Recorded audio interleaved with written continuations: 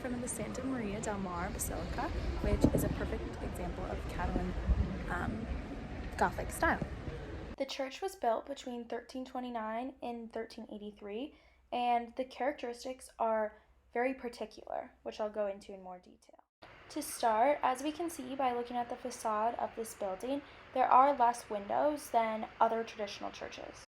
This is really because of the strong Mediterranean sun that hits Barcelona. Another notable Catalan Gothic feature is the finished towers with flat roofs that, instead of being pointed or facing upwards, are just flat across.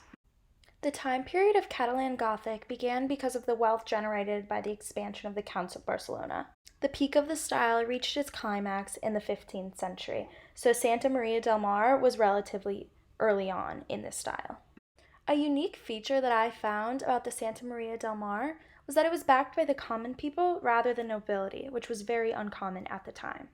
The construction started when the foundation stone was laid by King Alfonso IV of Aragon. This was commemorated by a tablet in Latin and Catalan on the facade. In 1428, the Catalonia earthquake caused several deaths and destroyed the rose windows in the west end. The rose window is a common feature in Gothic cathedrals and churches. The windows are divided into segments by stone mullions and tracery, and they bear similarity to a multi-petaled rose. The new window, which is pictured here, is now in flamboyant style, which was finished in 1459. Sadly, many of the decorations, images, and the Baroque altar were destroyed in a fire set by anti-clerical rioters at the beginning of the Spanish Civil War in 1936.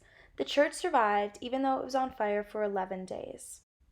Because so much was burned during the fire in 1936, the inside is almost devoid of imagery that would be found in other Gothic churches.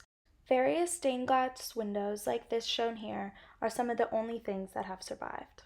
An interesting fact about this church in particular is that the spacing of the columns is the widest of any Gothic church in Europe, and it's about 43 feet apart. When thinking of things within the U.S. that remind me of this basilica, St. Patrick's in New York comes to mind. It contains similar features such as stained glass windows, ribbed arches, and cluster columns. Construction began in 1858, which was funded by contributors from New York Catholics, both wealthy and poor, similar to the construction of the Santa Maria del Mar.